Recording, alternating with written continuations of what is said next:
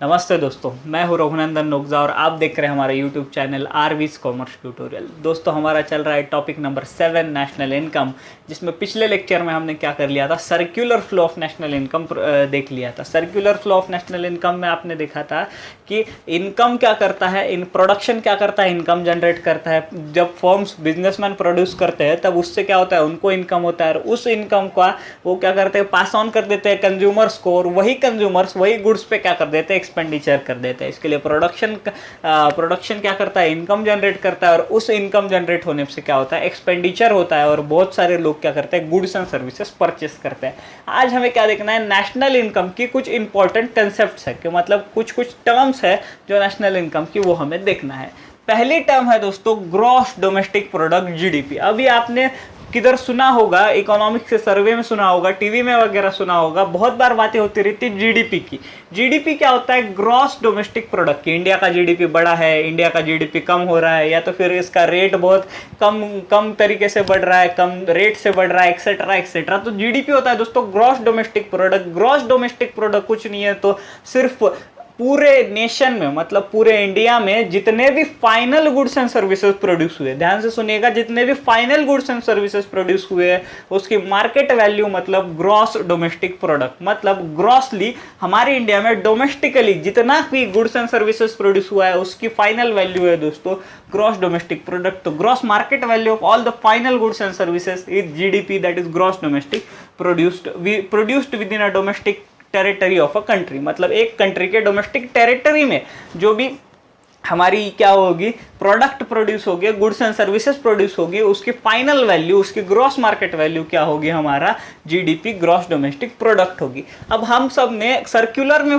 Flow में पढ़ा था कि एक कंज्यूमर के पास क्या आती है, इनकम आती है, और उस कंज्यूमर के पास इनकम आने के बाद वो वापस क्या करता है, वही गुड्स एंड सर्विसेज परचेस करके कंजम्पशन करता है, मतलब गुड्स एंड सर्विसेज पे एक्सपेंडिचर करता है। जब दोस्तों एक आदमी के पास इनकम आती है तो उस इनकम के दो चॉइसेस हो सकते हैं, एक तो वो उसको स्पेंड करे या तो फिर उस इनकम को वो क्या करे, सेविंग करके रखे।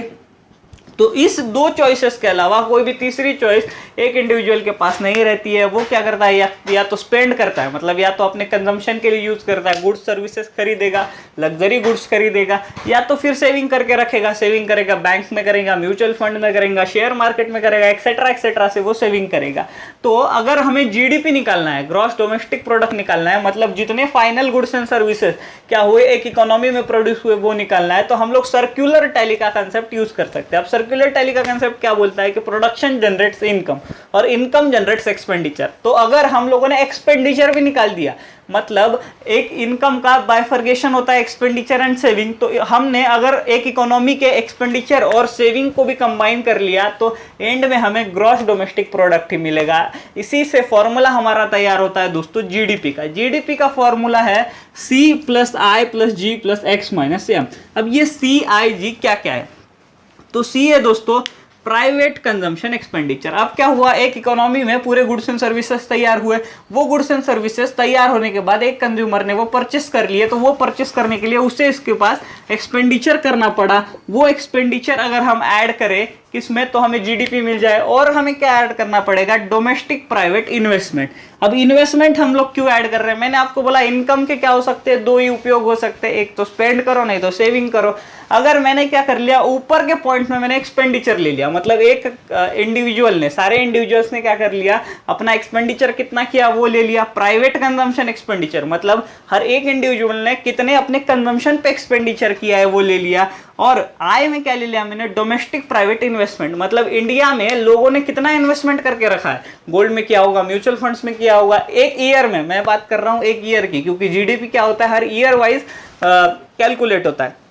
तो एक ईयर में डोमेस्टिकली प्राइवेट कितना इन्वेस्टमेंट किया होगा, क्योंकि इनकम के दो ही तरीके से यूज हो सकते हैं, एक तो स्पेंड करो नहीं तो सेव करो। तो वो भी मैं क्या कर लूंगा, ऐड कर लूंगा, तो मुझे अल्टीमेटली जीडीपी मिलेगा। अब मुझे और क्या ऐड करना पड़ेगा, और ऐड करना पड़ेगा governments consumption and investment function. अब क्या करता है, गवर्नमेंट भी कंजम्पशन एंड इन्वेस्टमेंट करता है। गवर्नमेंट कैसे कंजम्पशन इन्वेस्टमेंट करता है, गवर्नमेंट क्या करता है, बहुत सारे बड़े बड़े कॉन्ट्रैक्ट साथ में लेता है। मतलब क्या, हमारे रोड्स बनाता है, फिर उसके बाद रोड्स बनाता है, डैम्स बनाता है, एक्सेट्रा एक्सेट्रा, इंफ्रास्ट्रक्चरल फैसिलिटीज बनाता है। इन सब में वो क्या करता है, बिल्डर्स की मदद लेता है। तो बिल्डर्स की मदद लेते टाइम वो क्या करता है, कंज्यूम कर रहा है बिल्डर्स की सर्विसेज, और अपना क्या कर रहा है, पैसा दे रहा है बिल्डर को या तो फिर कॉन्ट्रैक्टर को। तो ये हो गया गवर्नमेंट का कंजम्पशन एक्सपेंडिचर। और गवर्नमेंट का इन्वेस्टमेंट एक्सपेंडिचर क्या होता है दोस्तों, कि गवर्नमेंट भी उसको आने वाली इनकम, अब गवर्नमेंट को इनकम कहां से आती है, हमारे टैक्सेस से आती है। वो इनकम गवर्नमेंट पूरी की पूरी स्पेंड नहीं करता है, वो कहीं ना कहीं सेव करके रखता है, गोल्ड्स में सेव करके रखता है, या तो फिर आरबीआई में कैश डिपॉजिट्स करके रखता है। तो ये सब इन्वेस्टमेंट और कंजम्पशन गवर्नमेंट का भी अगर हम मिला दे, हमें क्या करना है, पूरे नेशन का ग्रॉस डोमेस्टिक प्रोडक्ट निकालना है, पूरे नेशन का डोमेस्टिक प्रोडक्ट निकालना है, तो हमें गवर्नमेंट का कंजम्पशन और इन्वेस्टमेंट भी लेना पड़ेगा। और लास्टली मैंने आपको बोला था कि हम लोग नेशनल इनकम निकाल रहे हैं, इसके लिए एक नेशन के ही लिए हमारे गुड्स में, हमारे देश में प्रोड्यूस हुआ एक कमोडिटी, वो हमने एक्सपोर्ट किया, तो उसका भी जो वैल्यू है वो हमारे इसमें आना चाहिए, वो हमारे डोमेस्टिक प्रोडक्ट में आना चाहिए, क्योंकि वो क्या किया गया है, हमारे देश में क्रिएट किया गया है। और अगर हम एक्सपोर्ट्स ले रहे हैं तो उसमें से हमने हमारे देश में कितने इंपोर्ट किए वो भी हमें लेस करना पड़ेगा, तभी हमें ट्रू फिगर मिलेगा जीडीपी का। तो इसके लिए जीडीपी का फॉर्मूला है दोस्तों सिंपली सी प्लस आई, क्योंकि एक कंज्यूमर क्या करता है, या तो स्पेंड करता है, सेविंग करता है, spending is C, saving is I, G मतलब गवर्नमेंट का कंजम्पशन और सेविंग, एक्स माइनस एम मतलब नेट एक्सपोर्ट्स, मतलब एक्सपोर्ट्स माइनस इंपोर्ट। तो ऐसे आता है जीडीपी, ग्रॉस डोमेस्टिक प्रोडक्ट।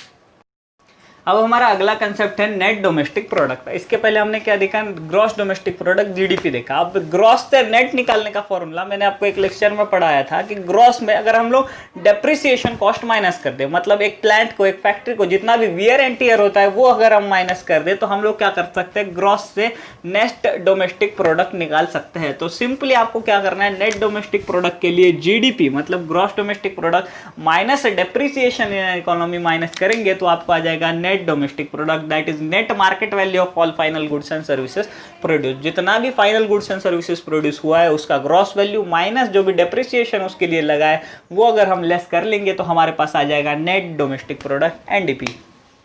अभी हमारा अगला कंसेप्ट है नेशनल इनकम में ग्रॉस नेशनल प्रोडक्ट। अब इसके पहले हमने देखा था ग्रॉस डोमेस्टिक प्रोडक्ट, जिसमें मैंने आपको क्या बोला था, एक डोमेस्टिक कंट्री में मतलब हमारे इंडिया के बॉर्डर्स में जितने भी एक्सपोर्ट इंपोर्ट्स भी हुए हैं वो हमें क्या करना है, ऐड करना है। मतलब जितना एक कंट्री ने कंजम्पशन किया है, जितना इन्वेस्टमेंट किया है, गवर्नमेंट ने कंजम्पशन एक्सपेंडिचर किया है, गवर्नमेंट ने इन्वेस्टमेंट एक्सपेंडिचर किया है, प्लस एक्सपोर्ट माइनस इंपोर्ट क्या करना है, हमें ऐड करना है, तो हमें मिल जाएगा जीडीपी। अब जीएनपी क्या है, थोड़ा सा थिन लाइन ऑफ डिफरेंस है जीडीपी एंड जीएनपी में। जीएनपी बोलता है नेशनल प्रोडक्ट। नेशनल प्रोडक्ट मतलब क्या है, इसने नेशनल बोल के डोमेस्टिक से थोड़ा सा वाइडन स्कोप ले लिया। अब डोमेस्टिक में हम सिर्फ एक्सपोर्ट माइनस इंपोर्ट ऐड करते थे, नेशनल प्रोडक्ट में हम लोग क्या करेंगे कि रिसीट माइनस पेमेंट भी करेंगे। मतलब हम लोगों ने एक्सपोर्ट किया उसका कुछ रिसीट आया, माइनस इंपोर्ट किया उसका कुछ पेमेंट किया होगा, जो रिसीट माइनस पेमेंट होता है मतलब बैलेंस ऑफ पेमेंट होता है वो भी हम लोग कंसिडर करेंगे ग्रॉस नेशनल प्रोडक्ट में।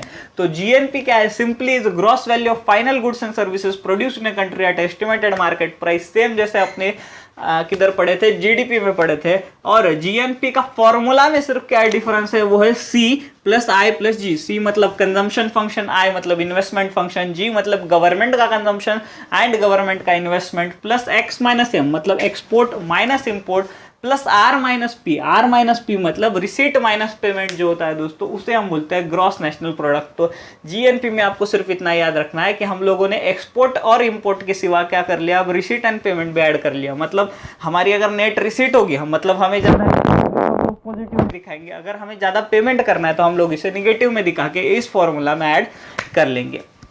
अब चौथा कंसेप्ट है नेट नेशनल प्रोडक्ट का। ग्रॉस से नेट निकालने का फॉर्मूला मैंने आपको बोला था कि ग्रॉस में क्या होता है, डेप्रिसिएशन इंक्लूड होता है। इसके लिए हम लोग डेप्रिसिएशन निकाल देते हैं, wear and tear of factories plant etcetera, तो हमें मिल जाता है नेट नेशनल प्रोडक्ट। तो जीएनपी माइनस डेप्रिसिएशन अगर हम करेंगे तो हमें मिलेगा नेट नेशनल प्रोडक्ट। तो ये थे दोस्तों चारों कंसेप्ट नेशनल इनकम से रिलेटेड। नेशनल इनकम कुछ नहीं है दोस्तों, सिंपली क्या है, लोग कितना कंजम्पशन कर रहे हैं, मतलब उनको इनकम आ रही है और उसके बाद वो लोग कितना कंजम्पशन कर रहे हैं उस पर डिपेंड है नेशनल इनकम। इसके लिए हमने इसे किससे लिंक किया, कंजम्पशन और इन्वेस्टमेंट फंक्शन से लिंक किया। Thank you so much.